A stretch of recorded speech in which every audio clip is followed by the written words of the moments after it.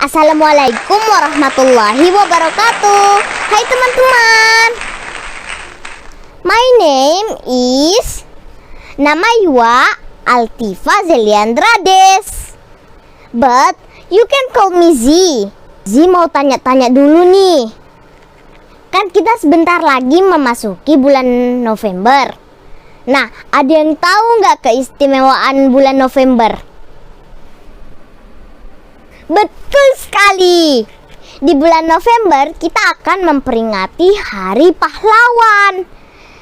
Dan kali ini Zi mau bercerita tentang seorang pahlawan yang dipanggil Sultan. Untuk teman-teman zaman now, generasi milenial, kaum rebahan, kira-kira kalau kalian mendengar kata Sultan, apa nih yang kalian bayangkan? Hayo, pasti bayangin selebriti yang ada di media sosial itu kan? Ada Sultan Andara, Om Raffi, dan masih banyak lagi sultan-sultan. Tapi sultan-sultan yang ada di media sosial itu kan mereka dipanggil sultan karena banyak uang dan harta. Ada nggak sih yang pernah mikir sultan yang sebenarnya itu gimana sih teman-teman? Sini deh, Zi ceritain. Jadi dahulu kala hanya orang-orang tertentu yang boleh memakai kata atau gelar sultan. Ada Sultan Iskandar Muda dari Aceh. Ada Sultan Sultan Nuku dari Tidore, ada Sultan Babullah dari Ternate, dan yang paling dekat dengan kita ini siapa? Betul sekali, Sultan Hasanuddin, karena mereka lah sultan yang sesungguhnya. Sultan karena memang mereka keturunan raja. Sultan karena memang mereka benar-benar pemimpin rakyat. Karena sekarang kita berada di Makassar, jadi kita akan bercerita tentang sultan kita sendiri dong, Sultan Hasanuddin. Beliau adalah keturunan raja ke-15 Goa, Sultan Malikus Said. Keberanian dan jiwa kepemimpinannya sudah terlihat saat dia masih kecil. Bakat politiknya semakin terasah. Karena apa? Ayahnya Sultan Malikus Said sering membawa dia ke pertemuan kerajaan.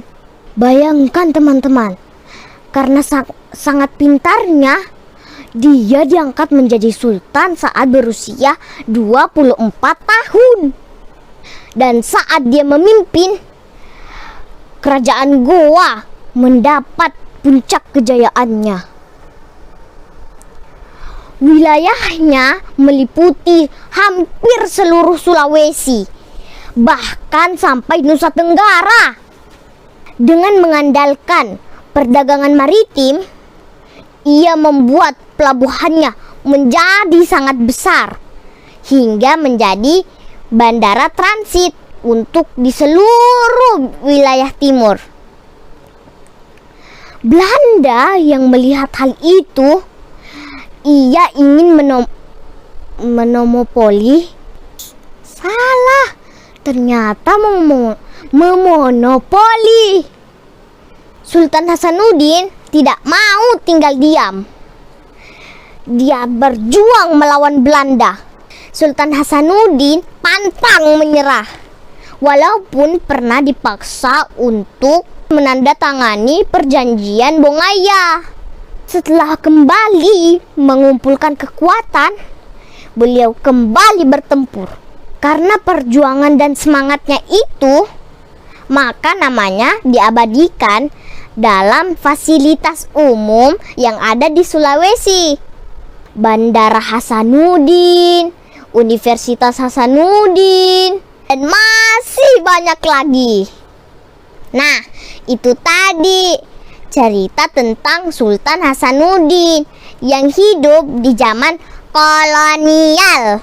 Terus bagaimana dengan zaman milenial ini? Zaman milenial ini sudah nggak ada perang senjata. Tapi hati-hati, karena masih banyak penjajah yang modern. Misalnya teknologi yang salah digunakan, atau berita yang dibolak-balikan alias hoax. Kita anak milenial bisa meniru nilai perjuangan sultan kolonial. Ada yang berjuang mencari ilmu, ada yang berjuang mencari nafkah seperti ayah dan ibu, atau memberikan berita dan hiburan seperti om dan tante di RRI Makassar itu tuh. Iklan lewat, teman-teman. Nah, teman-teman, kita semua bisa jadi sultan milenial. Sultan karena kita mampu memimpin diri sendiri agar menjadi generasi mandiri, peduli dan mau berbagi dengan orang lain.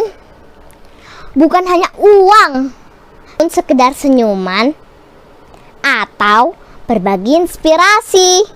Nah, itu tadi cerita tentang sultan milenial versus sultan kolonial.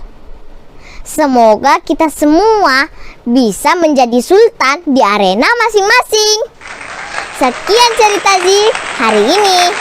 Wassalamualaikum warahmatullahi wabarakatuh. Teman-teman, ikuti ceritanya Adek ya. Teman-teman, dukung Adek untuk terus bercerita dengan cara like, comment, and subscribe.